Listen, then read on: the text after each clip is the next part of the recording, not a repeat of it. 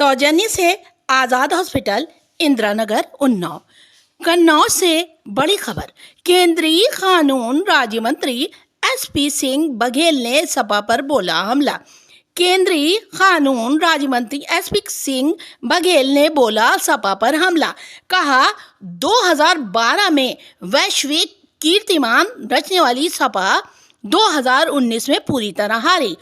14 में न होती सपा सरकार तो उसी चुनाव में हारती डिम्पल यादव। केंद्रीय मंत्री बोले मुलायम सिंह धरती पुत्र तो अखिलेश यादव कंप्यूटर पुत्र। कहा सीएए का विरोध करने वाले देश से खत्म करना चाहते हैं भाईचारा।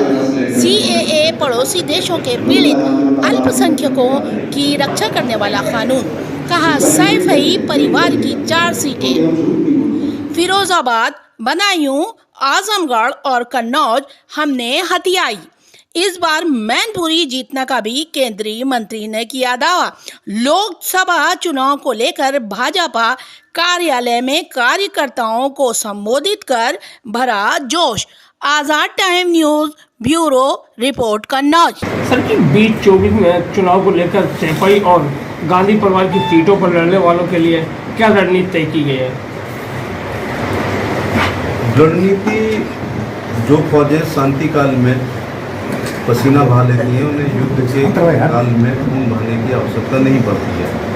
गांधी परिवार से लड़ रहे हों या सैफई परिवार से लड़ रहे हों या बहुत आसान सीटों पर जो लोग लड़ रहे हैं, केंद्र सरकार की कल्याणकारी योजनाओं को लाभार्थियों तक पहुँचाना, उनको याद दिलाना, उत्तर प्रदेश की योजनाओं को बताना, उत्तर प्रदेश की कानून व्यवस्था की तुलनात्मक स्थिति सपा और बसपा की सरकारों की तुलना में बताना। बूथ अध्यक्ष से राष्ट्रीय अध्यक्ष ने सेवा ही संस्कृति तथा परिश्रम की पराकाष्ठा से जो पसीना बहाया है उससे निश्चित तौर से 370 बीजेपी और अपनी बार 400 पार जो है एनडीए जीत करके आए। मंत्री चुनाव की तारीखें करीब आ गई, लेकिन समाजवादी की तरफ पार्टी की तरफ से अभी तक प्रत्याशी घोषित नहीं किए गए। इस समय भारत की राजनीति में 3 शब्द बहुत तेजी के साथ लोगों के जहन में हैं: भय, भगदड़ और भ्रम।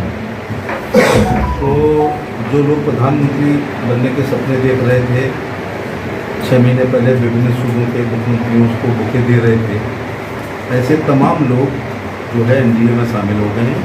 और एक सज्जन तो वहीं पर तेलंगाना में ही निपट रहे हैं तो प्रधानमंत्री का सपना। ऐसे लोग प्रधानमंत्री का सपना मोदी जी की तुलना में देख रहे थे जिनके चुनाव चिन्ह को देश की जनता नहीं जानती। दूसरी बात यह है कि नेवी की जहाज की एक परंपरा है, कानून नहीं है। ये जहाज उड़ता है तो कप्तान भागता नहीं है। पंडित मुल्ला इसी परंपरा को निभाने के लिए ऊपरी से कूदे नहीं और जल समाधि ले ली, लेकिन राजनीतिक जहाज़ों के कप्तान लोग आजकल भाग रहे हैं और एनडीए में शामिल हो रहे हैं। ये मोदी जी की लोकप्रियता की निशानी है। दूसरा, इंडी जो है, चचा चाणक्य ने बहुत साल पहले कहा था कि यदि कोई राजा बहुत लोकप्रिय होगा जैसे नरेंद्र मोदी जी, तो हमारे दुश्मन का दुश्मन हमारा दोस्त के सिद्धांत पर दुर्लभ संधि और दुर्लभ गठबंधन हुआ करेंगे।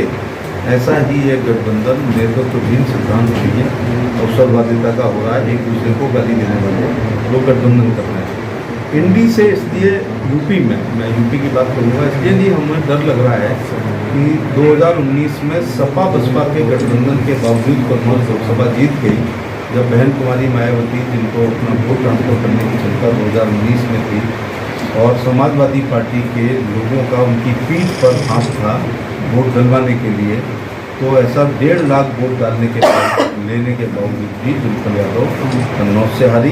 2.25 लाख वोट आसपास फिरोजाबाद में बीएसपी से लेने के बाद अक्षय यादव हारे, और 1.5-2 लाख वोट बदायूं में धर्मेंद्र यादव बसपा से लेने के बाद अपना चुनाव हारे।